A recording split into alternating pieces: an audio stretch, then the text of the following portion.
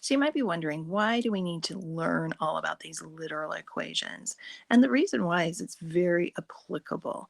We can actually create new formulas when we are allowed to manipulate our our equations. So for example, a very famous formula is the Celsius, converting Fahrenheit to Celsius and then Celsius to Fahrenheit. We can actually get one formula from the other. So let's take a look at how we would do that. So it says use the Celsius formula that's given right here to find the formula or literal equation for Fahrenheit. So basically what they're asking is we want to solve for the Fahrenheit here. Let me zoom in just a little bit more for you. We can see that the Fahrenheit first off is inside parentheses. So I'm going to move that subtract 32 last because in this case for solving parentheses will be last. I've also inspected it and I can see the only thing over on the left side is the C.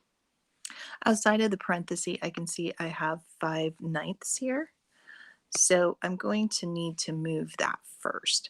The easiest way, and we haven't seen this in a while, is to do the reciprocal. I'm going to multiply by 9/5. That's the inverse or the opposite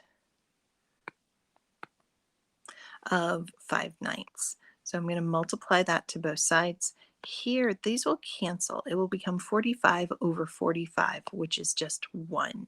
So that is the process of canceling. What I'm left with is f minus 32. Remember, my goal is to get the f by itself. We want to make a new formula for Fahrenheit.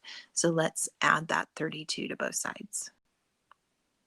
And it looks like my formula for Fahrenheit is that Fahrenheit equals 9/5 C plus 32. So we can rewrite that over here. Just to make it a little bit neater, Fahrenheit equals 9/5 of Celsius plus 32. Now we're going to use these formulas in some word problems.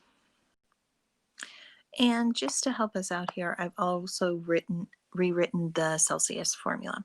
So this first one, if it is 100 degrees Celsius, what is the Fahrenheit?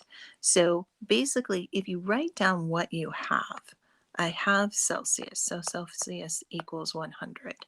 I want to find Fahrenheit, so I would use the Fahrenheit formula.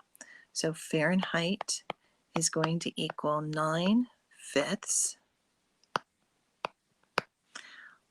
times 100 plus 32. Now I can easily use a calculator here, but 5 goes into 100 quite nicely. It goes in 20 times. 9 times 20 is 180. 180 plus 32 would equal 212 degrees Fahrenheit. And that's how we use a formula. For example B, you need to be careful. Which formula should you use? So for example B, it's saying we know the Fahrenheit, we want to find the Celsius. So we want to use the Celsius formula. Now notice the Celsius formula involves parentheses. So we do want to do 14 minus 32 first. 14 minus 32 is negative 18. And we can see that 9 divides into 18 2 times. So that's negative 2. So it looks like I'm going to get negative 10 degrees Celsius. I'd like you to see if you can do C on your own, and then I'll show you the answer. So just to help you out, if you're still struggling, this is how you would set up the equation. Now see if you can find the answer if you weren't able to find it before. So hopefully you were able to get 23 degrees Fahrenheit.